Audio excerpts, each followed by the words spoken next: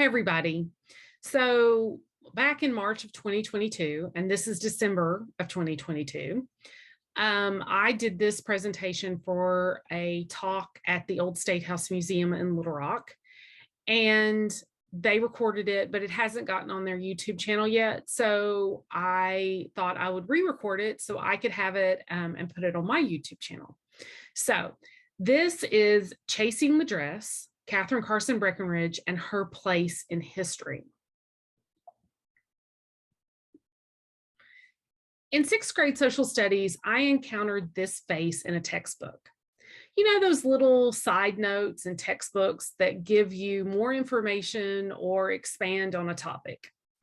This is the Grand Duchess Anastasia Nikolaevna of Russia. The blurb in my textbook from 1986 told of an imperial family, a great love story, their tragic end, and the possibility that one of the daughters survived that horrible night in Ekaterinburg in July 1918. Of course, years later, actually not that many years later, about 7 years later, the world would learn that all the family members were accounted for in the mine shaft that had become their final resting place, and the mystery of the missing Grand Duchess was finally put to rest. But the sixth grade me was mesmerized by this little girl's face and the story of her life. I devoured everything I could get my hands on, from scholarly works like Anastasia, The Riddle of Anna Anderson, which some people debate how scholarly it was, to coffee table books like Czar, The Lost World of Nicholas and Alexandra, to Hollywood adaptations with Ingrid Bergman and Amy Irving. When I started work at the Old State House back in 1999, I mentioned in passing to Georgianne Cisco my fascination with Imperial Russia. She responded, "You know, we have the Breckinridge gown." So it all started with this dress. Chasing the dress led me to Katherine Carson Breckinridge and her papers at the Library of Congress. I would spend the next 5.5 years, researching, transcribing, and piecing together the life of Katherine Carson Breckinridge. So who was she? Born in 1853 at Airlie Plantation in Carroll Parish, Louisiana, Katherine Carson was the youngest child and only daughter of James Green Carson, who was a doctor, and Catherine Waller Carson. Her father owned thousands of acres and hundreds of enslaved persons in northeastern Louisiana and northwestern Mississippi, making him one of the largest landholders and slave owners in the region. In 1863, the Carsons fled their home as federal troops advanced, and the family, along with dozens of other refugee families, ended up in Tyler, Texas. KCB was sent to live with her maternal aunt in New York City, or really outside of New York City, for the last 2 years of the war and a large portion of the Reconstruction period, if you define Reconstruction as ending in 1876. So in 1876, she married Clifton Rhodes Breckinridge. The wedding was held in Memphis, Tennessee, and it was the society event of the season. Clifton was the son of former Vice President of the United States and Confederate General John C. Breckinridge. Clifton and Katherine were distant cousins. At the time of their marriage, Clifton is listed in the city directory as a business merchant. They settled in Pine Bluff, and Clifton was elected to Congress from Arkansas in 1882. During their time in Washington, D.C., KCB was active in many clubs and organizations, most notably the Daughters of the American Revolution. She was charter member 146 and selected as the first state regent of Arkansas. She was the mother of 4 children: James Carson, Mary Carson, Susanna Preston Lees, who they called Lees, and Clifton Jr. Clifton served in the House of Representatives until 1894, when President Cleveland appointed him minister to Russia. The Breckinridges and their 3 children arrived in St. Petersburg in late October 1894, just days before the death of Tsar Alexander III. While in Russia, they attended the wedding and coronation of Nicholas and Alexandra. She was an active member of the British American Congregationalist Church in St. Petersburg because it was the closest thing she could find to a Presbyterian church. And she worked alongside other ladies of the diplomatic corps to organize a bazaar benefiting the needy children of St. Petersburg. She also gave birth to her 4th child while in Russia. Clifton was recalled in 1897, and the family returned to Arkansas and eventually settled in Fort Smith. KCB died in 1921 in Fort Smith and is buried in Lexington Cemetery in Lexington, Kentucky. So she was a prolific correspondent, and better yet, she saved the letters, and in some instances, she saved both sides. She collected back the other side of the correspondence, so I have both sides of the correspondence. So in her early life, she corresponded with her mother. KCB was in New York, staying with her maternal aunt at Hazelwood, and her mother was on one of the family plantations in Louisiana or Mississippi, and later at home in Memphis. She corresponded with her future husband before their marriage, and then after their marriage when they were apart. She encouraged her children to write to their grandmother and their maternal great aunt. She corresponded herself with her 4 brothers, their wives, and their many children. While in Russia, she wrote to her friends and relatives back home. Her letters are long and very detailed. Her handwriting is fairly easy to read, unlike her husband's. She recounts events of her daily life and activities for her children. For the most part, she didn't provide commentary on politics or other social issues. In her correspondence, at least, she is staying within her womanly sphere of piety, purity, domesticity, and submissiveness. So here is an AI version of a portrait of Katherine Carson Breckinridge from her early 20s, about the time of her wedding. It is a little creepy and very Harry Potterish, but I like it all the same. I defended my master's thesis in 2005, and even then I knew there was so much more to discover. I had pieced together an outline of her life story, but there were so many more questions, like where were her father's plantations located exactly, and how many enslaved persons did he really own? What happened to those enslaved persons after emancipation? Questions I'm still trying to resolve and figure out. Where was Hazelwood, her aunt's house in New York, and what did it look like? We've gotten closer on all that. Where did she go shopping in Europe, and what did she buy? How was there no more on Redfern, the designer of the Breckinridge gown worn to the coronation?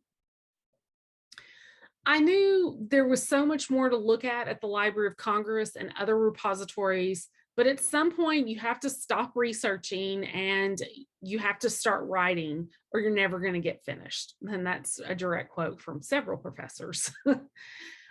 Like so many people at the end of graduate school, I just wanted to escape into a good book or TV show. It wasn't until about 2017 that I went back to my binders of photocopied letters and began blogging about them. In the 12-year interval, census records had been digitized, books had been scanned, and texts of documents were now searchable from the comfort of my sofa. An occasional trip to DC is still required, but every week, new material housed around the world is available with the click of a mouse. But again, it started with the dress. So let me talk a little bit about the dress, because I did do a lot of research on it and the fashion house that designed it. The gown is typical of a court dress of the 1890s. It has a fitted bodice and a gored skirt. The dress is pink silk moire taffeta with silver embroidery and beadwork on the bodice. The bodice is trimmed in ostrich tips and is off the shoulder. It laces up the back and comes to a point in the front. The small cap sleeves are barely visible under the ostrich tips. A train of moss green velvet is lined with pink silk and worn at the shoulder in the English style, as opposed to the waist, which is the Russian style. And the train measures 11 feet, 3 inches in length. So in this picture, which is kind of the official photograph that was taken by the old State House about 20 years ago, this is actually in a room at Trapnell Hall. And they have affixed the train at the waist, partly because of the weight of the train. So it really should be worn at the shoulders. And it is, it's not just a single layer train. So the pink silk is one side and the green velvet is another side. And it's actually kind of filled, probably with down. I don't know for sure. But so it is quite heavy. And it's tiny. She was tiny. And people really weren't smaller back then. But that's a whole nother talk. So the gown was designed by Redfern, an English fashion house on the level with Charles Frederick Worth, the father of haute couture. Maison Redfern had salons in Paris, London, and New York.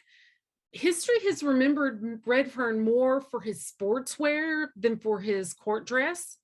And apparently he also did a lot of costume design for the stage in Paris. But the fashion house carried the seals of Queen Victoria, the Queen of Denmark, the Queen of Portugal, the Empress of Russia.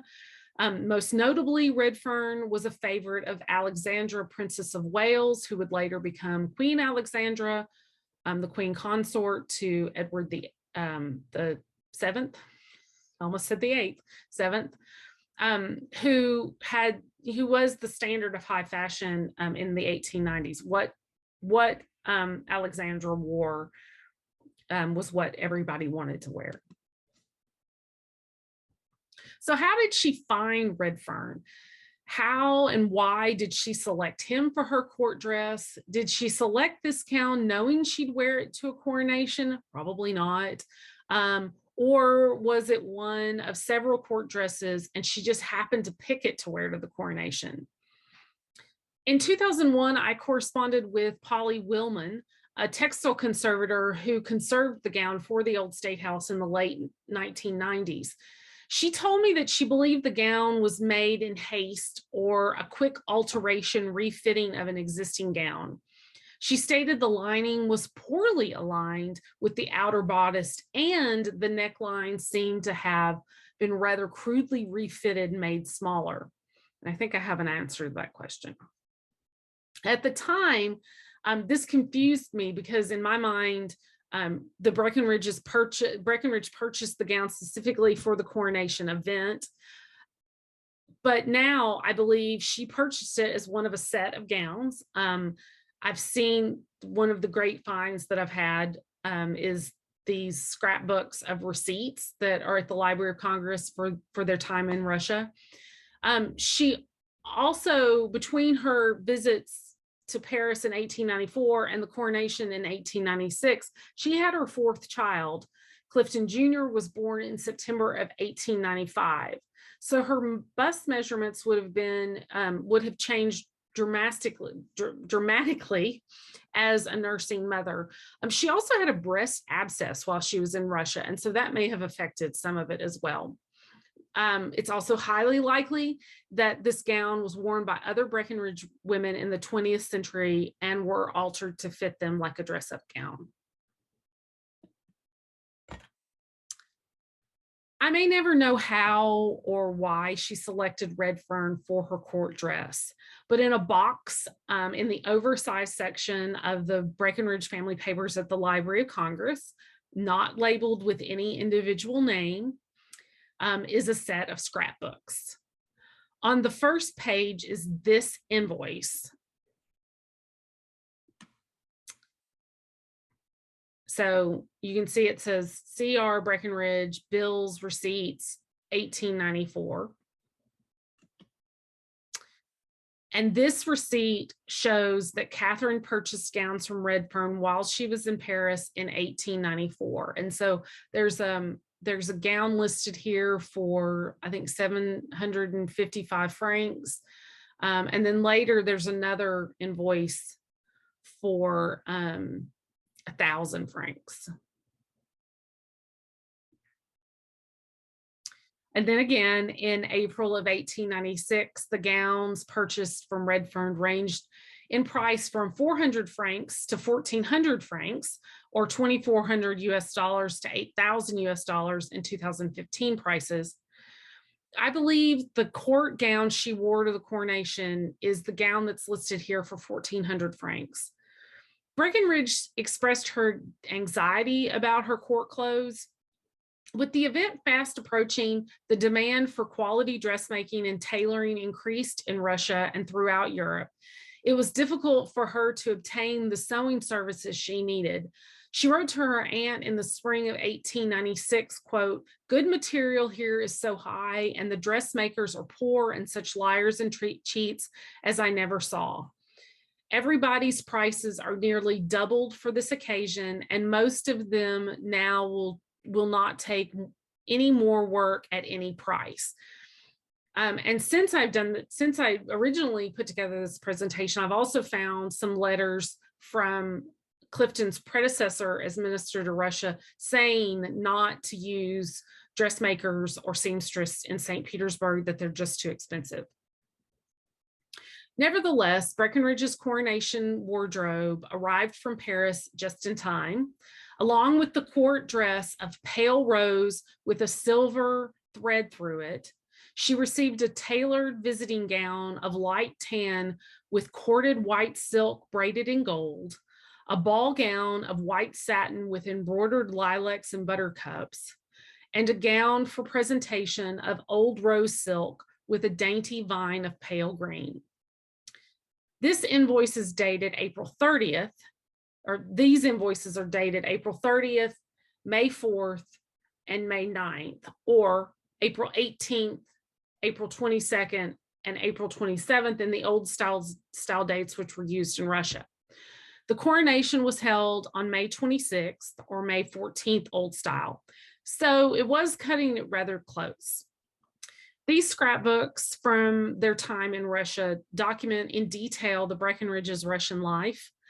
I have only just begun to look at them and translate the contents, but at first glance, they should fill in a lot of gaps. So then I took a break from the Russian years and I looked at the time she stayed with her aunt in New York.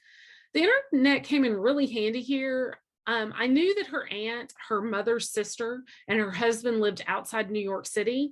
James Lee was a banker, and Susanna Preston Lee's, the aunt, was one of KCB's most frequent correspondents during her time in Russia. In fact, at first I thought the only letters available were those between KCB and her Aunt Lee's. Letters from aunt to niece are addressed Hazelwood, NYC, or Highbridge or Highbridgeville. At some point, I figured out that the house was located in what is now the Bronx, near Sedgwick Avenue. In the 20th century is famous as the birthplace of hip hop, but finding any details about it, let alone a picture, seemed impossible.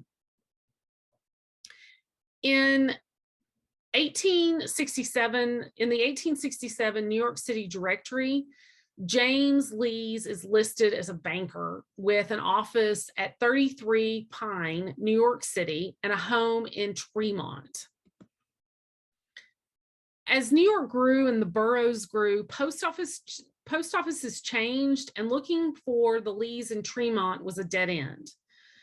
By 1876, James Lee is dead, and his widow, Susanna Preston Lees, is listed in the city directory as, quote, home Sedgwick Avenue, north of Undercliff Avenue. These were street names I could look for. To give you some geographic perspective, here is a larger map of the area from 1872. At the bottom of the map is the north end of Central Park. So it's the arrow saying Central Park. And then Highbridge is just north of the Lee's property. And that's that second arrow kind of at diagonal. I was able to get access to digitized fire insurance maps of the area, and I really started to rock and roll. So here's the same map from the previous slide with a zoom in of the Lee's property. First, I found this 1885 map showing Miss S.P. Lee's with outlines of buildings. And then I found this 1886 map with the property marked Hazelwood. I posted all this to my blog. In the post, I said something about, wouldn't it be great to have a photograph of the house? Ask and you shall receive. I received an email from a gentleman in North Carolina. His wife is a distant relative of the Lees, and he had a picture. So here is Hazelwood, along with a photo of Susanna Preston Lees holding one of her adopted grandchildren. She and her husband never had children of their own, and so they actually adopted or kind of pseudo-adopted a number of children that were relatives. As more and more archives digitize their collections and get them online, you can find stuff that you never dreamed available. Every so often, I just do a Google search for Katherine Carson Breckinridge or James Green Carson, her father. One of these searches took me to a finding aid at the university, or it's Louisiana State University Archives and Special Collections. The John Q. Anderson paper's finding aid listed a photograph entry, and it said in there, quote, copy prints include group photo of James G. Carson family, 1859, end quote. So I ordered a digital copy, I think it was like $15, and received this photo. So John Q. Anderson was somebody I was already familiar with. He had done a lot of, he had written a lot of articles and done a lot of research on James Green Carson, KCB's father, and had done a lot of research on the plantations in cotton plantations in Louisiana. So here is Katherine Carson at age 6 and her parents, Dr. James Green Carson and Katherine Carson Waller. Katherine Waller Carson, all these double names. So this picture was taken in Lexington, Kentucky in 1859. On the back, it says, Dr. and Mrs. James Green Carson and family, Lexington, Kentucky, 1859. Never in a million years did I think that I would find a photograph of her as a child. So this is showing her brothers. There's a tutor listed there as well. So there's a lot of information in this photo. Most likely they were there visiting her maternal grandparents who still lived in Kentucky. Her mother was from Kentucky. So just like with my Google searches, from time to time, I go to the Library of Congress website and I search the name Breckinridge. One such search produced these photographs taken at the C.M. Bell Studio in Washington, D.C. in 1894. I have no idea exactly why these photos were taken. My guess is since it was right before their trip to Russia, these were keepsakes for family members here in America. All the family is represented except their eldest son, James Carson Breckinridge. Even their dog Shep is photographed, and he goes with them to Russia. So when I was working on my thesis, one of the questions that I got asked a lot by committee members and advisors was, what other Americans were at the coronation? What other accounts are there from an everyday person, a non-journalist? At the time, I didn't have much success in tracking these accounts down outside of newspaper accounts. And most of those were string reporters. So you were seeing the same thing over and over and over again. I did find an entry in WorldCat of archival materials from an American woman who attended the coronation. It was in an archive in Minnesota. I couldn't get them to interlibrary loan it to me. I was really good at that, and I couldn't get them to interlibrary loan it to me. So I wasn't going to Minnesota anytime soon. It wasn't in the budget. And so I just kind of moved on. Turns out that Katie Bovey Kuhn of Minnesota had saved the letters she'd written her parents during her tour of Europe in 1896. And in 1942, she published them.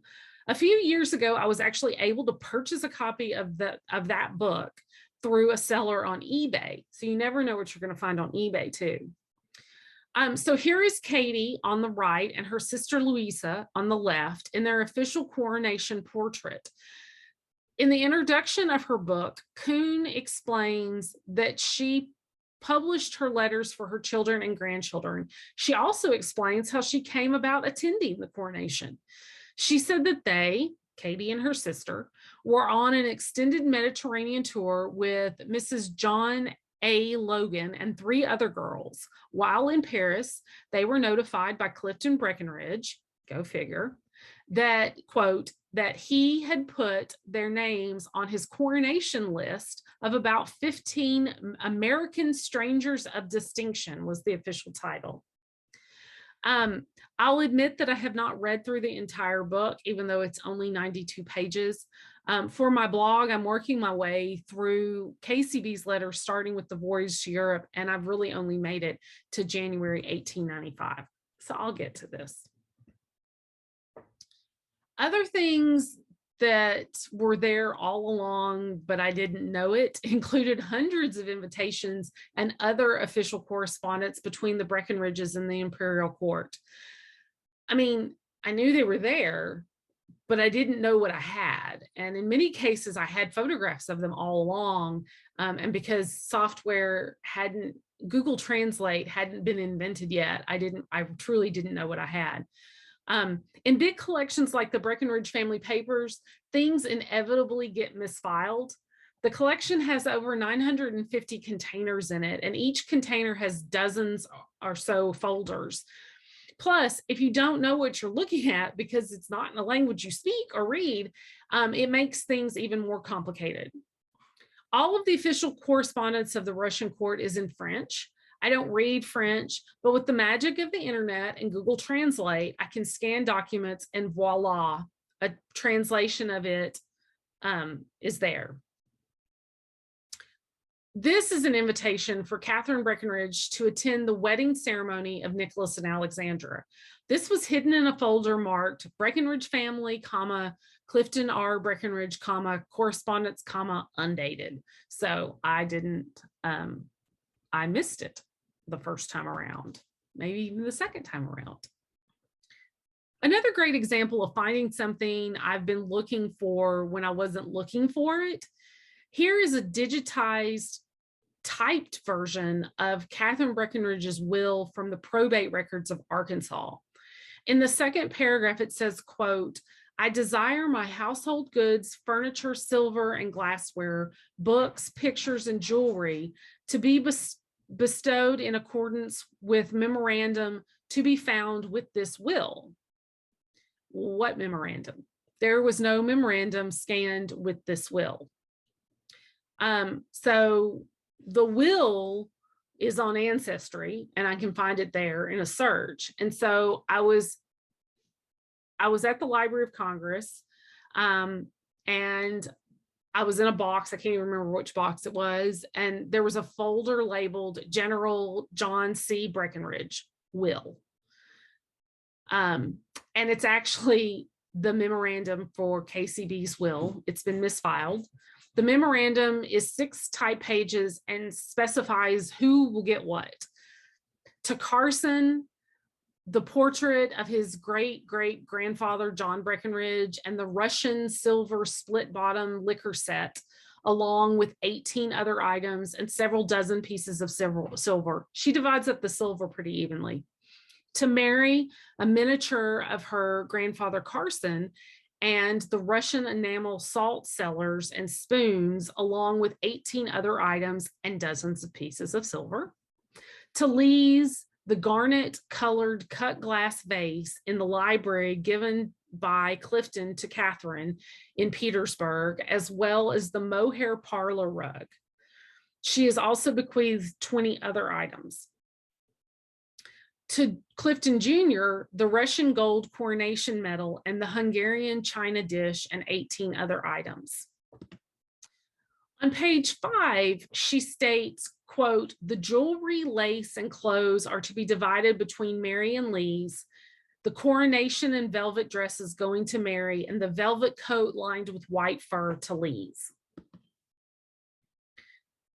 You never know where you're going to find something Breckinridge related.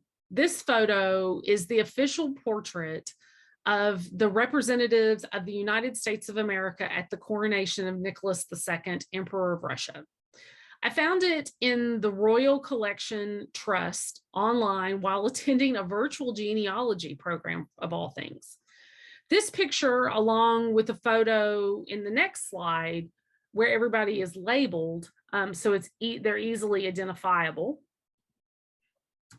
So you can see here standing, we have Mr. Pierce, who was the first secretary, Mr. Webb listed as secretary, Lieutenant Russell, Admiral Selfridge, who was the naval attaché, and Lieutenant Hunker.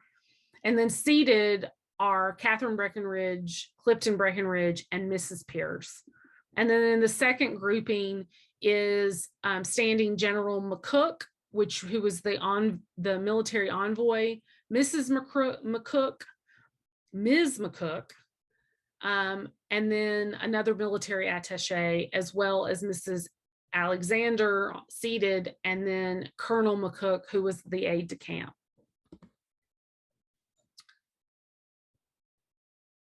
Finally, in March, when I originally gave this talk, I was working a lot on this photograph and the letters that accompanied it. This photograph it's rather hard to see, and I apologize for that. Taking a picture of it with my iPhone in the very well-lit room, manuscript reading room at the Library of Congress wasn't easy. And this is about as good as I could get. It's not completely flat, it actually curves, so I couldn't turn it over and scan it on a copy machine. The photograph and letters are from, it's a combination of a set of letters from Henry Allen, who was the military attaché for Clifton's predecessor, Andrew D. White, as well as letters from White. And it's a series of letters from early July and through mid-July to early September of 1894. Allen and White both advised the Breckinridge on possible apartments available for them to rent, as well as the delicate diplomatic dance of where to live and why. Allen encourages the Breckinridges to take an apartment just doors from the Winter Palace, which is the one he's recommending here, and is in a building owned by the Grand Duke Vladimir, who is the brother of Alexander III and uncle to Nicholas II. So, and there's been lots of really interesting information that you can read on my blog about these letters and kind of the different things that came out of them. So this job, this love affair could really be a full-time job. Just for my 2 trips to DC in August of 2019 and July of 2020, I have over 6,700 pages of photographs, really, but individuals to go through. And that's assuming I haven't missed anything. And I really thought that with the pandemic, I could just, we weren't doing anything else, right? I could just move right through them. And I did for the most part, but not as quickly as I would have liked to. So I'm trying to do better about that.